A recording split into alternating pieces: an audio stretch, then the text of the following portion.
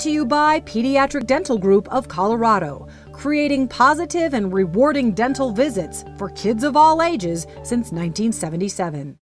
We want to welcome back Terri Blackstock, prolific writer, has been very, very successful in her life and now writes suspense novels that are teaching a lesson. And partly because she's gone through some lessons in her own life, she has written Intervention, Vicious Cycle, and most recently Downfall. And she has written these books, people, to help you. She wants to help moms whose kids are facing drug addiction or might face drug addiction or have already faced drug addiction. Please tell me, how did you incorporate your daughter's drug addiction, which was extremely severe, into your books? Well, in the first book, in Intervention, Emily is about 18 years old, and her mother hires an interventionist to talk her into going to treatment. And when they leave to go to treatment, the interventionist is murdered and the daughter vanishes. And so Barbara has to go looking for her, trying to figure out if she killed the interventionist or if someone kidnapped her or, what happened. Right. And in doing that, I got into Emily's blogs and her journals, and Barbara is using those as clues, and that really helped me get into my daughter's head because I had to write from her perspective in some of those scenes. And then the rest of the series is Emily's character arc as she goes through recovery and, relapses and people trying to pull her back into the drug culture as other things are happening in her life. Yeah.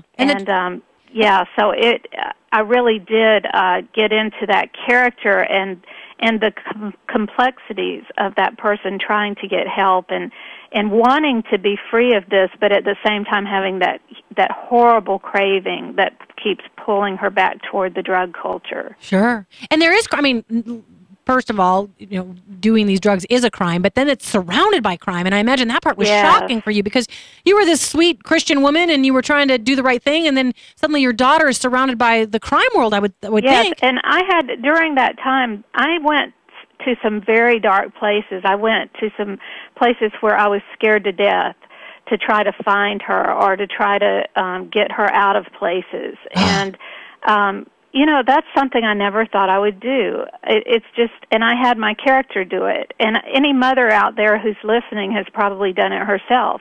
And that's part of what's wrong, what we do wrong. Explain that. What do you mean? Well, the best piece of advice anyone ever gave me was don't deny your child a face-to-face encounter with God by rescuing her from her pain. Oh. And that's what we moms do. We rescue them over and over and over. We try to give them a soft place to fall. But the fact is that when we do that, we're keeping them from ever hitting bottom. We're not, we're just making it work for them. Yeah. And, we talk about enabling, but we don't even know what that means. Sometimes enabling is the fact that we've moved their furniture 15 times because they keep getting arrested or because, they get evicted because they didn't pay their bills. And, that's enabling. Sure. And this must have been a dark night of the soul for you, Terri. It was. And I spent a lot of time in prayer just saying, God, why aren't you answering my prayers for her? But the fact is he has used this crisis in our lives, and he's used it in a way that is going to help a lot of other people. And, the books are not just for people going through this. They're for anyone who likes suspense. And I have many other books out there, too. Yes, you do. But these were really close to my heart because I just really felt like it was my way of pouring this into these books. And, it's a true struggle. We didn't have a murder. We didn't have all that. But it really was inspired from what happened in our lives. Sure. So go ahead, Shelley, ask your question. Well, Terri, how did you incorporate the healing part of the addiction into your story? And then is the series over? Is there going to be another one? The series is over, and in the book Downfall, Emily has been sober for 2 years, and she's doing great. She's in college. She's, really trying to live a clean life. When a murder happens to the wife of one of her friends from Rehab, and suddenly somebody tries to kill her, and she realizes that the consequences of her past are kind of catching up with her, and she has to make decisions, about her integrity, how she's going to live, And she works actively at that. And I think that's the key to getting well.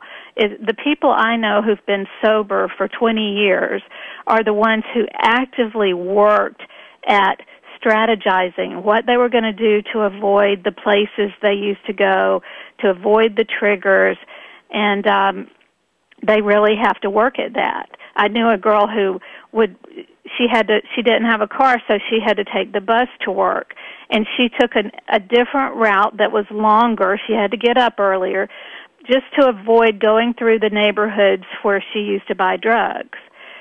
She refused to go into public restrooms because that's where she used to use. Wow. And it was a trigger. And so, the people who actively strategize their recovery are the ones who get well.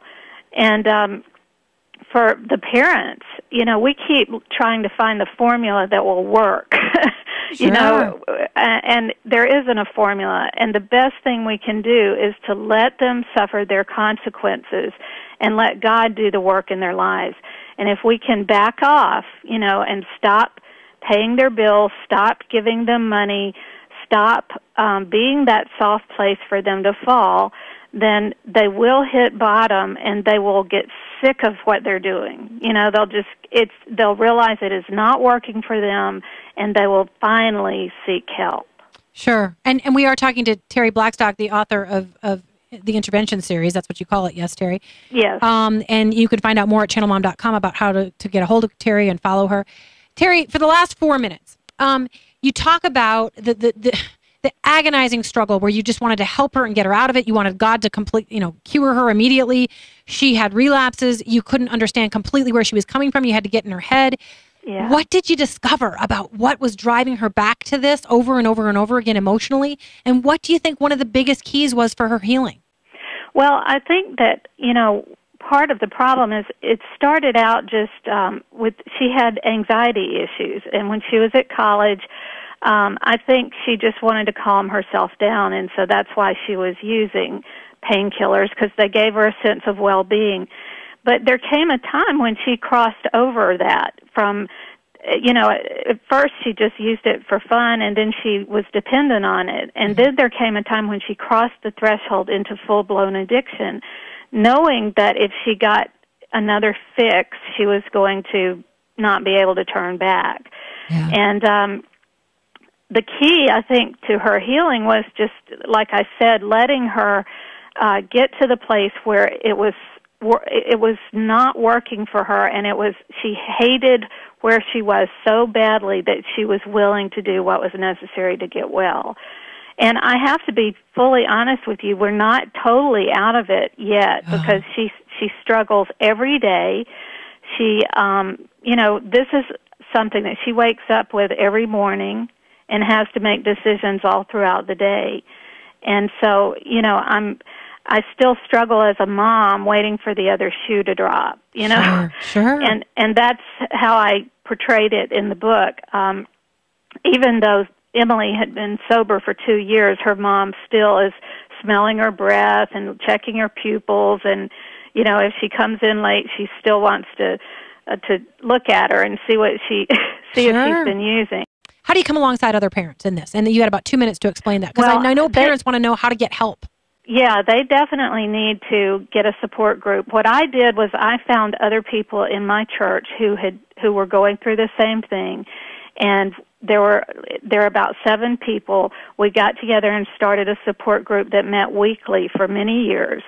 And now we meet twice a month, but we still meet, and we pray for our kids together, and we help each other, because, somebody is always a little farther along on this journey than I am. Yeah. And, so they can give me wisdom about what they did when it happened with them. We've had people in the group whose kids are homeless, whose kids have gone to prison. So, we can help each other. We have, when the kids have to go to court, we can kind of help with lawyers and 5 minutes left in the show. What is going to happen in court. And it just is a godsend to have a group like that. And I would just encourage anybody to start one. It's not hard. You just find some people that will meet with you every week. Yeah, because it is important to have that that outreach where you can encourage each other and help each other not give up. And Right. Yeah. And on choosing a rehab, I would say call the place. Don't get in a hurry. Don't try to, make a decision overnight, because usually you can't anyway, because they don't have beds. But, ask them questions like, how much do you medicate in your program? And how much do they have men and women living together? That's a big red flag for me. I think they need to go, if it's a girl, she needs to go to a women's treatment center, because they fall in love in treatment. And that then you have a whole new set of problems. Yeah. And Terry, we have to wrap up here, but thank you so much. And thank your daughter for me, please, for sharing the story. I know that the part of your testimony is that a ton of people have come forward and said we're going through the same thing, and your books are helping me, and your website is helping them. So Terry Blackstock, thank you so much. God bless you. And I do pray that your daughter will continue to recover. Thank you so much. It was great to talk to you today.